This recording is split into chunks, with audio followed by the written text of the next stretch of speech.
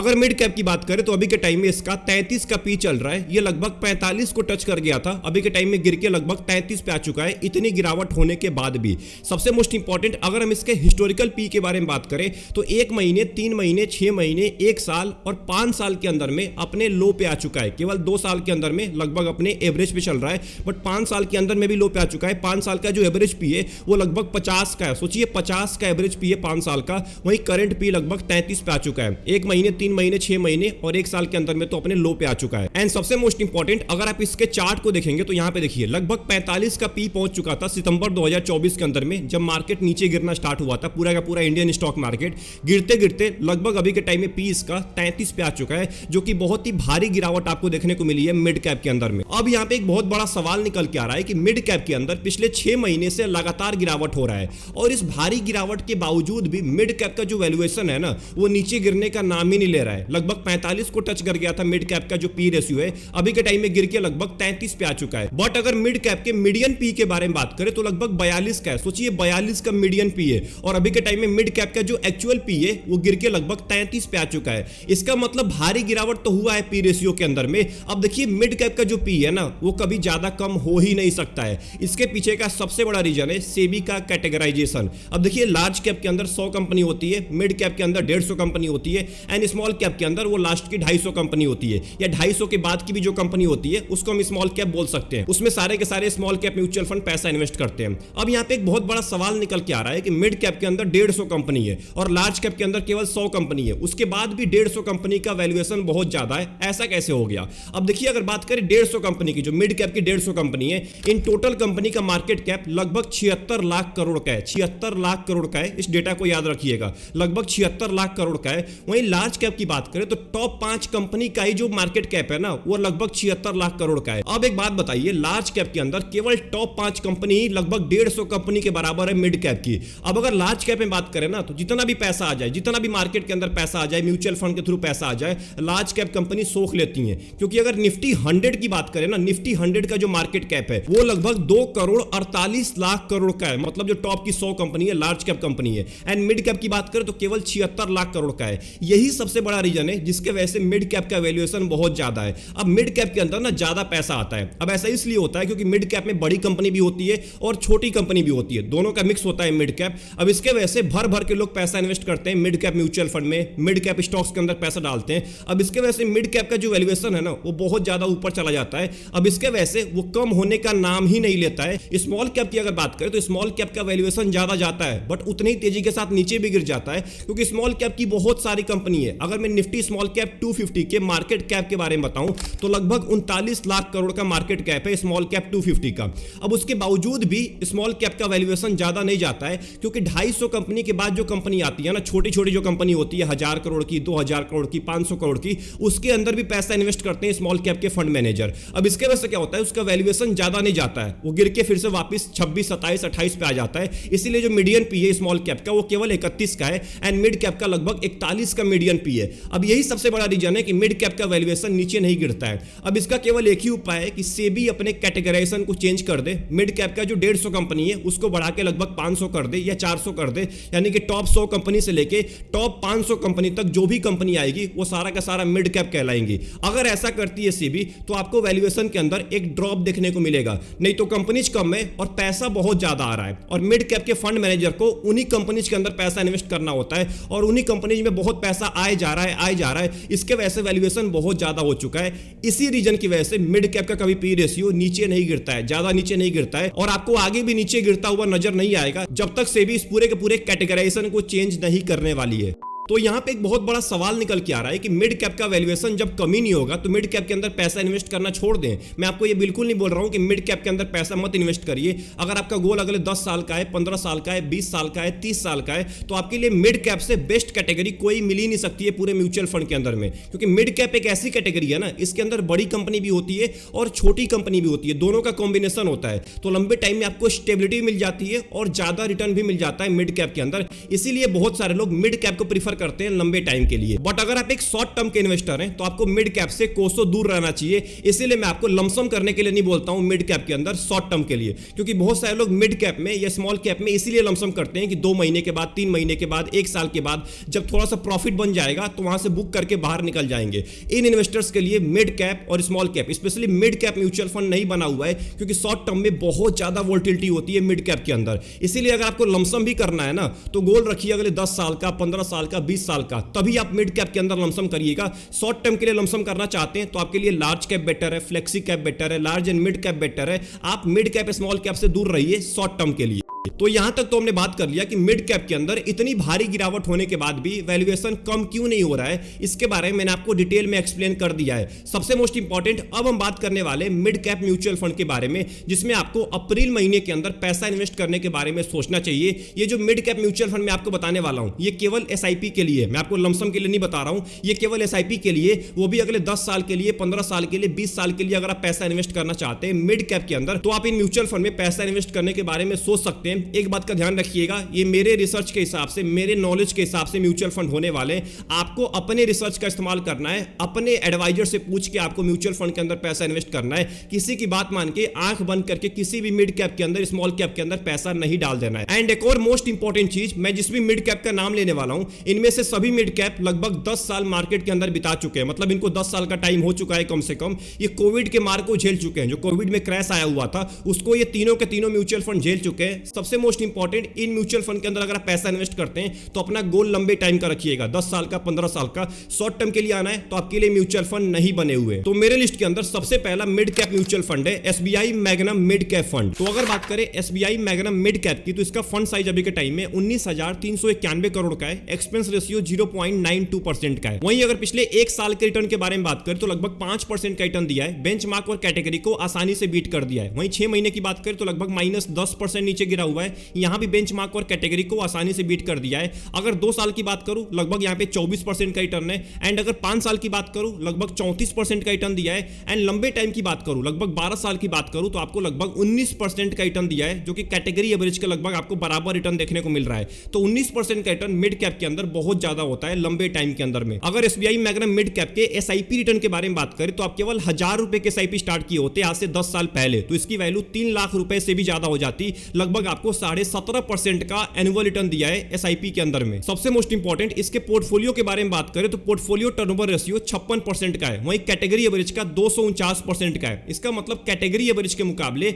इसका fund manager पिछले 1 साल के अंदर में पोर्टफोलियो में बहुत ही कम फेरबदल किया है। इक्विटी की बात करें, लगभग 91% पैसा आपका इक्विटी में डाला जाएगा, जिसमें से नंबर ऑफ स्टॉक्स 59 होने वाले। लार्ज कैप की कंपनी 13% है, मिड कैप की लगभग 45% एंड स्मॉल कैप की लगभग 12.5% कंपनी होने वाली है। एंड आखिरी में अगर बात करें एसबीआई मैग्नम के रिस्क रेशियो के बारे में, तो स्टैंडर्ड डेविएशन केवल 12.5 का है, वहीं कैटेगरी एवरेज का 15 का है। इसका मतलब कैटेगरी एवरेज के मुकाबले आपको वोलेटिलिटी बहुत कम दिखने वाली है। बीटा की अगर बात करें, बीटा भी कैटेगरी एवरेज से कम है। इसका मतलब गिरावट कम दिखने वाला है कैटेगरी एवरेज के मुकाबले। एंड अगर शार्प रेशियो के बारे में बात करें तो कैटेगरी एवरेज से ज्यादा शार्प रेशियो है। इसका मतलब आपको रिस्क एडजस्टेड रिटर्न बहुत ही अच्छा मिलने वाला है। हमारे लिस्ट के अंदर दूसरा मिड कैप म्यूचुअल फंड है कोटक इमर्जिंग इक्विटी फंड। अगर कोटक इमर्जिंग इक्विटी फंड की बात करें तो इसका फंड साइज अभी के टाइम में 43,941 करोड़ का है। एक्सपेंस रेशियो केवल 0.45% का है। पिछले 1 साल के अंदर में कोटक इमर्जिंग इक्विटी फंड ने लगभग आपको 11.5% का रिटर्न दिया है। बेंचमार्क और कैटेगरी को बुरी तरह से बीट कर दिया है। पिछले 6 महीने की बात करें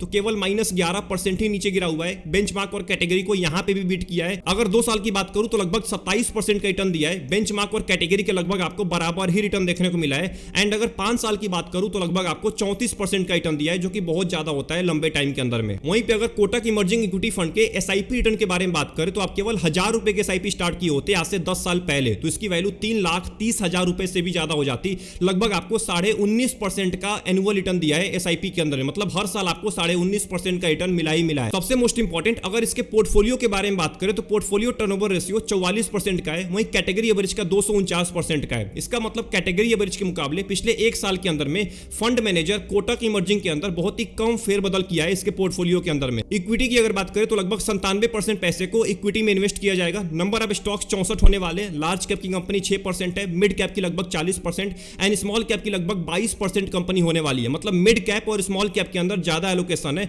तो रिस्क भी बहुत ज्यादा होने वाला है शॉर्ट टर्म के अंदर में। एंड आखिरी में कोटक इमर्जिंग इक्विटी फंड के रिस्क रेशियो के बारे में बात करें तो स्टैंडर्ड डेविएशन कैटेगरी एवरेज से कम है। इसका मतलब आपको वोलेटिलिटी कम दिखने वाला है। बट अगर एसबीआई मैग्नम से कंपेयर करें तो एसबीआई मैग्नम का केवल 12.5 का स्टैंडर्ड डेविएशन था। मतलब एसबीआई मैग्नम मिड कैप के मुकाबले इसके अंदर ज्यादा वोलेटिलिटी होने वाली है। बीटा की अगर बात करें कैटेगरी एवरेज से कम है, इसका मतलब गिरावट कम दिखने वाला है कैटेगरी एवरेज के मुकाबले। शार्प रेशियो अच्छा खासा है, कैटेगरी एवरेज से ज्यादा है, तो आपको रिस्क एडजस्टेड रिटर्न बहुत ही अच्छा मिलेगा लंबे टाइम के अंदर में। हमारे लिस्ट के अंदर आखिरी मिड कैप म्यूचुअल फंड है Motilal Oswal mid cap fund. अगर मोतीलाल ओसवाल मिड कैप के बारे में बात करें तो फंड साइज है लगभग 23,703 करोड़ का, एक्सपेंस रेशियो है 0.68% का। पिछले एक साल के अंदर में मोतीलाल ओसवाल मिड कैप ने आपको 11% का रिटर्न दिया है, बेंचमार्क और कैटेगरी को बुरी तरह से बीट कर दिया है। अगर 2 साल की बात करूं तो लगभग आपको 36% का रिटर्न दिया है, यहां भी बेंचमार्क और कैटेगरी को बीट कर दिया है। अगर 5 साल की बात करूं तो 38% का रिटर्न दिया है, यहां भी बेंचमार्क और कैटेगरी को बीट कर दिया है। एंड पिछले 11 साल की बात करूं तो लगभग आपको 23% का रिटर्न दिया है, यहां भी बेंचमार्क और कैटेगरी को बुरी तरह से बीट कर दिया है। और 23% का रिटर्न मिड कैप के अंदर बहुत ज्यादा होता है लंबे टाइम के अंदर में। वहीं पे अगर मोतीलाल ओसवाल मिड कैप के एसआईपी रिटर्न के बारे में बात करें तो आप केवल 1000 रुपए के एसआईपी स्टार्ट किए होते आज से 10 साल पहले, तो इसकी वैल्यू 3,77,000 रुपए से भी ज्यादा हो जाती। लगभग आपको 21.5% का एनुअल रिटर्न दिया है।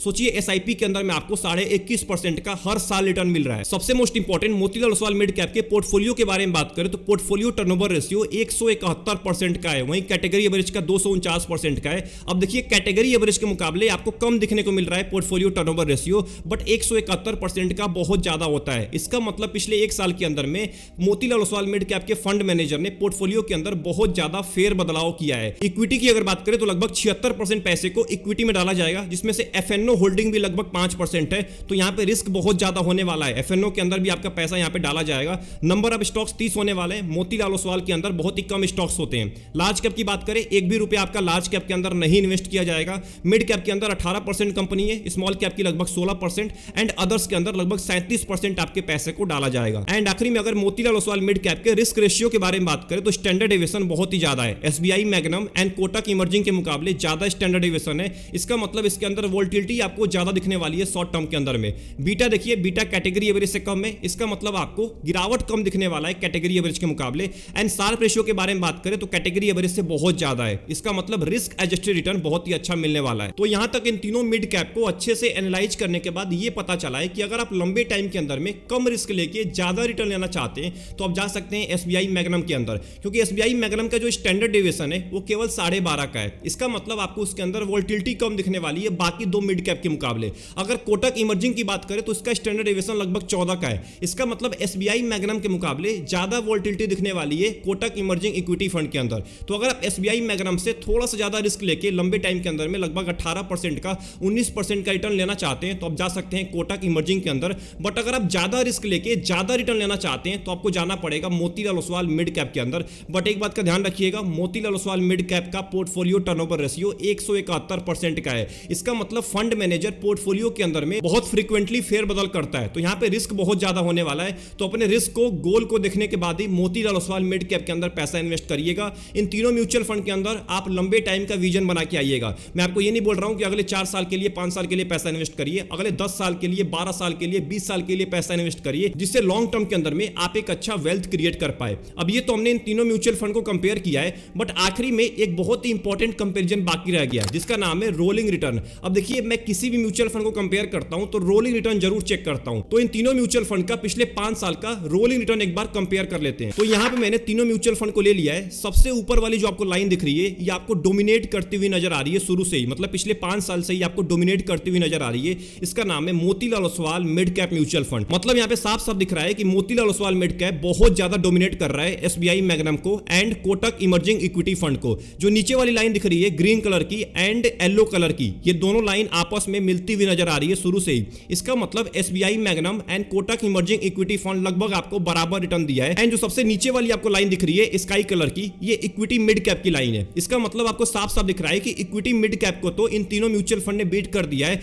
बट उसमें से भी मोतीलाल ओसवाल मिड कैप बहुत ज्यादा डोमिनेट कर रहा है रोलिंग रिटर्न के मामले में। क्योंकि अगर आप यहां पे एवरेज रिटर्न चेक करेंगे तो कोटक इमर्जिंग का एवरेज रिटर्न है लगभग 23% का, मोतीलाल का एवरेज रिटर्न है लगभग 26% का, एंड एसबीआई मैग्नम का जो एवरेज रिटर्न है वो लगभग 22% का है। तो मोतीलाल ओसवाल यहां पे भी डोमिनेट कर रहा है। मीडियन की बात करें लगभग 27% का रिटर्न है मोतीलाल का, वहीं कोटक का केवल 23% का, एसबीआई मैग्नम का केवल 23% का। मैक्सिमम रिटर्न के बारे में बात करें तो मोतीलाल का लगभग 40% का है किसी भी 5 साल के अंदर में, पिछले 5 साल के अंदर में, एंड कोटक इमर्जिंग का लगभग 35% का है, एंड एसबीआई मैग्नम का लगभग 36% का है। वहीं अगर रिटर्न डिस्ट्रीब्यूशन के बारे में बात करें, इसका मतलब कितना percent of time in mutual fund ने कितना रिटर्न दिया है, तो 12 से लेके 15% के बीच में कोटक इमर्जिंग ने लगभग 10% ऑफ टाइम रिटर्न दिया है। मोतीलाल ने केवल 3% ऑफ टाइम 12 से लेके 15% के बीच में रिटर्न दिया है, एंड एसबीआई मैग्नम ने लगभग 12% ऑफ टाइम 12 से लेके 15% के बीच में रिटर्न दिया है। वहीं अगर 15 से लेके 20% रिटर्न के बारे में बात करें तो कोटक इमर्जिंग ने लगभग 20% ऑफ टाइम 15 से लेके 20% के बीच में रिटर्न दिया है।